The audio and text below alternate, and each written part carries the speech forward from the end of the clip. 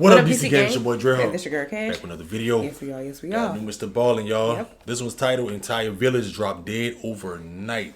Mature audiences only. Y'all new to our channel, hit the subscribe button, cut on that post notification bell so y'all know we're dropping videos. Make sure you cut that bell on all so you get all the notifications. A lot of y'all just cut the bell on and don't cut it on all. Get all our notifications. Leave us comments how y'all feel about this story down below in the comment section. Ready to get into it? Let's go.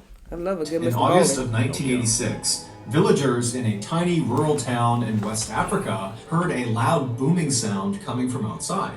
Most of the villagers thought this sound was thunder, others had no idea what it was, but the noise seemed insignificant. Little did they know, that sound was actually a death sentence. They just didn't know it yet.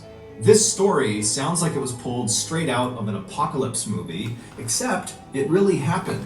And the scary part is, it could happen again today. Wow. But before we get into that story, if you're a fan of the strange, dark, and mysterious delivered in story format, then you've come to the right place because that's all we do, and we upload once a week. So, if that's of interest to you, please offer to make the like button a s'more, but instead of chocolate, use mud. Also, please subscribe to our channel and turn on all notifications so you don't miss any of our weekly uploads. Okay, let's get into today's story.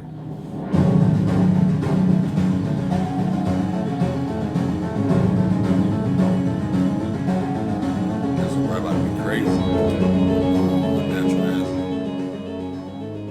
Before sunrise on August 22nd, 1986, a man named Ephraim woke up feeling groggy and confused. As he lay in his bed inside of his small mud brick house perched up on a cliff, he tried to remember what happened the night before. He didn't know why, but he knew, something happened last night. I gotta remember it. But as he lay there kind of jogging his memory, he felt like there were holes in his memory, like he couldn't quite piece together what had happened the day or night before. However, there was one thing he distinctly remembered about the night before, and that was at some point he had heard one really loud boom of thunder outside. And Ephraim, kind of somewhere in the back of his mind, had thought, oh, it's gonna rain tonight, and maybe when I wake up it'll still be raining. And then Ephraim, no matter how hard he focused, he couldn't really remember how much time passed after hearing that booming sound and then getting in his bed the night before. But at some point, he remembered being in his bed and feeling kind of sick. And that was it. That was his whole memory of the night before. Damn. And so that morning, August 22nd, when Ephraim has suddenly woken up feeling confused, he rolled over and he looked out the window right nearby his bed, and he looked outside and he saw the sky was clear and the grass was totally dry. There was no indication that it had rained anytime recently. And so Ephraim is thinking to himself, something is definitely off here, but I just can't get my mind right. And so finally, Ephraim just sits up in his bed, he swings his legs out of his bed onto the ground, he stands up and practically falls over once he's on his feet. But he eventually gets himself back up, kind of steadies himself, and then he thinks, okay, I need to go check on my 4 kids and make sure they're okay. But the second Ephraim began to move in his house, it was like his body didn't obey his mind. Because moments later, instead of checking on his kids, Ephraim had wandered out his front door and was just standing out in front of his house, just kind of staring off into the distance, having no idea why he walked out there. The village where Ephraim lived was called Nios, and Nios is extremely rural. There's no electricity, there's no running water, and there's no paved roads for miles. The village is actually split into 2 parts. There's Upper Nios and Lower Nios. Ephraim lived in Upper Nios, right near this big, beautiful lake called Lake Nios, but the majority of villagers lived in Lower Nios, which was below the lake. So that morning, after Ephraim kind of found himself standing outside of his hut for no reason, he began looking around in hopes that other people would be out and about in Upper Nios, where he lived, so he could go talk to them and try to figure out what was wrong with him or, what was going on generally. As he scanned around Upper Nios, he saw there was not another soul anywhere. He was it. He was the only person walking around. So, without giving it much thought, Ephraim decided he would just start walking down towards Lower Nios to try to talk to someone down there. And so he left his hut and he began walking down the hill that would take him to Lower Nios. After Ephraim got about halfway down this hill, right when he was near Lake Nios, he stopped because suddenly he became totally aware of the fact that the world was totally silent. Normally, the baboons in the nearby forest would be barking and insects would be humming and birds would be chirping, but now it was just completely, totally silent. Even the mosquitoes that were a totally annoying constant in Ephraim's life were gone. It was like the entire world had just shut down. It's like Ephraim's whole world. He probably feel like he going crazy or something. Right. Like, that's weird. You don't hear no animals, no baboons and mosquitoes. He don't see nobody. No drop of rain, thunderstorm, whatever happened. Nothing he thought happened. So, his whole everything is just going crazy. Ephraim's life were gone. It was like the entire world had just shut down. Yeah. And as Ephraim is looking around, wondering what is going on here, he hears off to his right, over near the lake, a woman shrieking at the top of her lungs. And so Ephraim whipped his head in the direction the screams were coming from, and he saw there was this woman about 100 feet away. She was a local, and she was looking right at Ephraim, and she was barely dressed, and she was ripping the rest of her clothes off, and she was just screaming. And so acting on instinct, Ephraim immediately turned and just started running towards this woman. And as he's bounding towards her, getting closer and closer, he's starting to notice there's these strange shapes on the ground kind of near this woman. But as he was staring at them, he just couldn't quite place what they were. But when he got about 20 feet away from this shrieking woman, he stopped again because he realized the shapes on the ground were this woman's entire family. They were all just laying on the ground as if they were sleeping. And near them was all of their cattle, also just laying on the ground as if they were sleeping. But as Ephraim stared at each of these people and each of these animals on the ground, he saw there was some blood around their noses and their mouths, and he realized no person who's sleeping would be that still. These people are all... Hold on, that's the real photo of the dead cattle. Dang. They say it's an unnatural hazard that happened. Dead. These animals are all dead. And so standing there, Ephraim turned his attention from the bodies back to this woman who had dropped to her knees, and she was grabbing her father's arm and yanking on it and screaming for him to please wake up.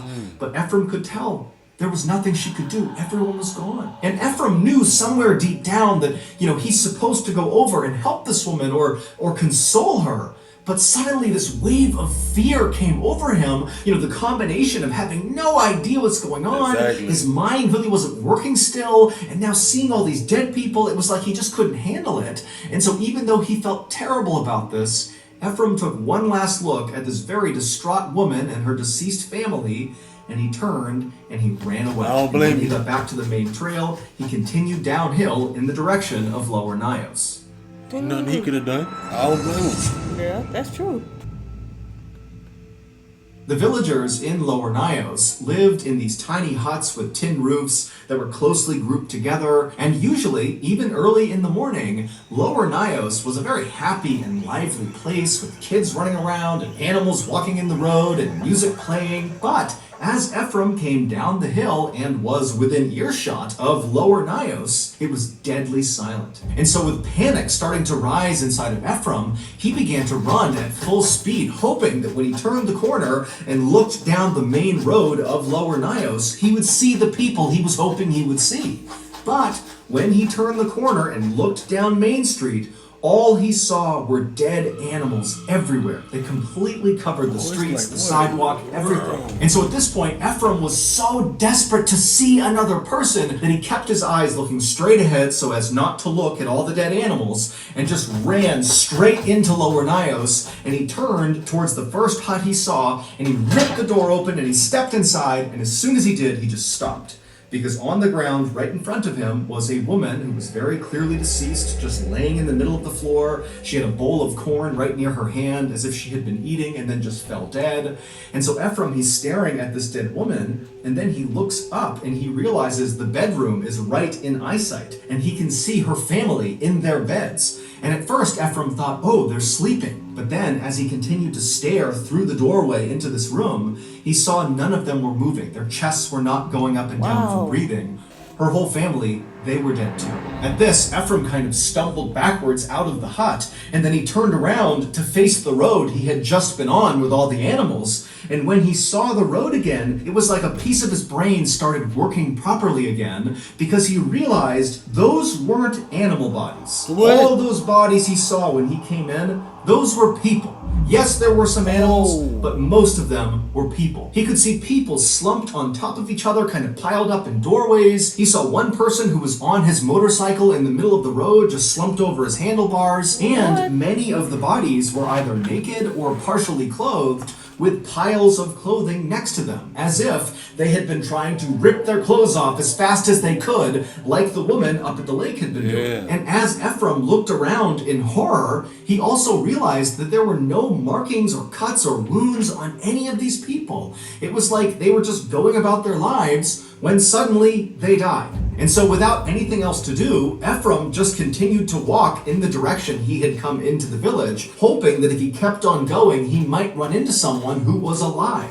And so he begins walking down the road, he's stepping over bodies, he has no idea what to make of this, and then way down the road, up ahead, he sees there are two people coming towards him. There's a man and what looks like his son, and they're jogging down the road, stumbling over bodies, running towards Ephraim. And so Ephraim stops, expecting these people are going to stop and talk to him. But as these two people got closer, Ephraim saw both of them, the father and the son, their eyes were wide, and they were looking straight ahead with kind of a distant 1,000-yard stare, and they didn't stop for a second for Ephraim. It was like they didn't even see him. They just kept on running down the road, past all the bodies. Ephraim didn't try to stop them. He just watched as they passed. And then at some point, they veered off the road and ran into the forest and disappeared. And it was at this moment that another part of Ephraim's brain seemed to kind of fit into place. Because as he watched this father and son disappear, he suddenly had this memory come flooding back into his mind. And it was a memory of when he was a kid, and his grandfather told him a story. And the story was about Nios villagers, a long, long time ago, who decided they wanted to cross Lake Nios from one side to the other. And so their leader magically parted the waters of Lake Nios, creating a walkway on the lake bed from one side to the other, and the villagers began to walk. And then, about halfway across, a mosquito landed on the leader's shoulder, and when he went to slap the mosquito, he lost control of the waters and they came crashing down and drowned all of them. Ephraim's grandfather told Ephraim that the ghosts of these drowned villagers now resided between these two big rocks located near Lower Nios. And so growing up, Ephraim, along with many other people in this village, believed that because of these ghosts, Lower Nios must be haunted. And in fact, that was actually why Ephraim built his house in Upper Nios, to avoid these ghosts. And so now, as this memory of hearing this story from his grandfather has come flooding back to Ephraim, he thinks to himself, of course, all of this is the work of those ghosts. And so fearing he would be attacked next, Ephraim turned and just continued running down the road, dodging bodies as he went. And as he ran along, periodically he would stop at various tin huts, and he would fling the door open in hopes he would find some survivors. But each time he went inside, everybody in there would be dead, lying in their beds or sitting in chairs or lying on the ground. But after running for quite a while, Ephraim turned to go into yet another hut, and right as he reached for the door opened on its own. And standing in front of him was the owner of this hut. His name was Joseph McQuain, and he was in much worse shape than Ephraim. The night before, Joseph had been inside of his hut, when suddenly outside he heard that very loud booming sound that sounded like thunder to Ephraim. And then after hearing the sound, Joseph heard his daughter in her bed making this terrible snoring sound. And so instinctively, Joseph turned to walk over to his daughter to make sure she was okay, but he only got a few steps before he collapsed to the ground. He had woken up that morning with cuts all over his arms from where he fell, and he was also totally exhausted and very confused like Ephraim, and so he managed to drag himself over to his daughter's bed, and he pulled himself up onto her bed, and when he got up there, he realized his daughter was deceased. And so now, Joseph has opened the door, and he's looking out, and there's all these dead people everywhere, and Ephraim is looking back at him, and Joseph just can't process anything. He's just standing there in a total daze, and Ephraim, he wanted to say something, but no words could come out, and so he too just stood there looking at Joseph. And the two men just stood there right on the threshold of this hut, staring at each other, saying nothing for several minutes, until finally they both just extended their hands and shook silently, and then Ephraim turned around and ran back into the road. And so Joseph at first followed Ephraim kind of out of instinct, But very quickly, he veered off from Ephraim, and Joseph went into his neighbor's hut to see if they were okay. But when he opened the door and went inside, he saw all of his neighbors were deceased. But Joseph, he barely reacted to this. It was like he was so numb to what was going on, he just couldn't process it. But after seeing all of his neighbors dead, somewhere deep down inside of his consciousness, Joseph knew he had to go find help. That was his mission. And so he left his neighbor's hut, he ran back to his own hut, he climbed onto his motorcycle, and he started to drive. It took Joseph a long time to drive to the next closest village, but when he got there, there were people, and they were all alive. And so Joseph tried to tell them what had happened in his village, but Joseph just had such a hard time putting his thoughts together that his sentences just didn't make sense. He was kind of incoherent.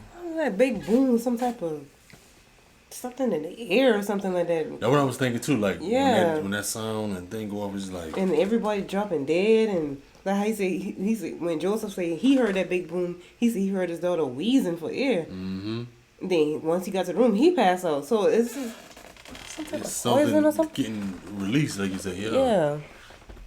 Hard It time still happened. putting his thoughts together, that his sentences just didn't make sense. He was kind of incoherent. And then when he did make sense, the things he was talking about, an entire village just suddenly dying, sounded crazy. Right. And so nobody at this other village took Joseph seriously. And so that day, nobody from this other village went to Nios to see what was going on. But the next day, people from this other village did go to Nios. And when they got there, it was exactly as Joseph had said. The whole village was dead.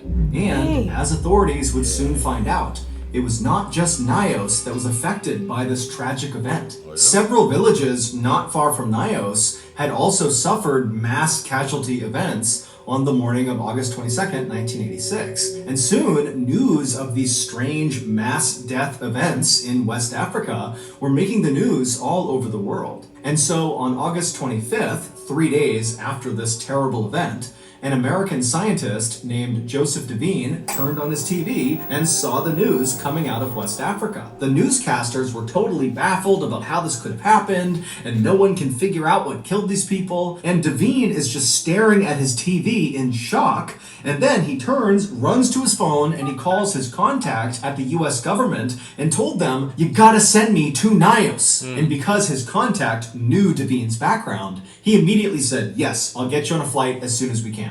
Devine and his scientific partner, Haraldur Sigurdsson, arrived in Nios 2 days later on August 27th. When they got there, they saw the military was burying the dead in these huge mass graves, and looking on were the few survivors of this event, like Joseph and Ephraim. Along with Ephraim's family, they also survived, as well as other villagers who had come to see what happened. And so as Devine and Sigurdsson kind of maneuver their way through this crowd of very solemn people, they heard them talking about what they thought happened to all these people. And the theories ranged from secret governmental experiments to invisible superweapons to even atomic explosions. Others, like Ephraim, believed this was paranormal, that those ghosts from the drowned villagers had attacked the village. But Devine and Sigurdsson were reasonably sure that none of those theories were correct.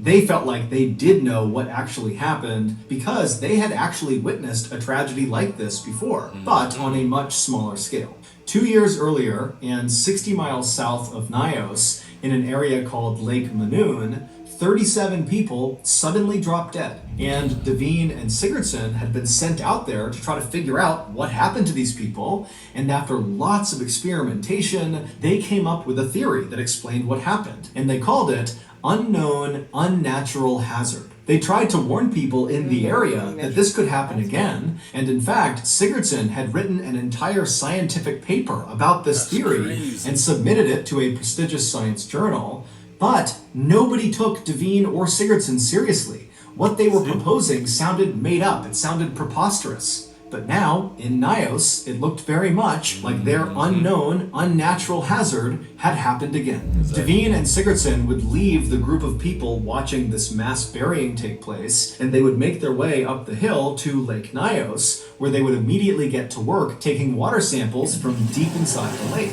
And after capping these samples, the lids began popping off.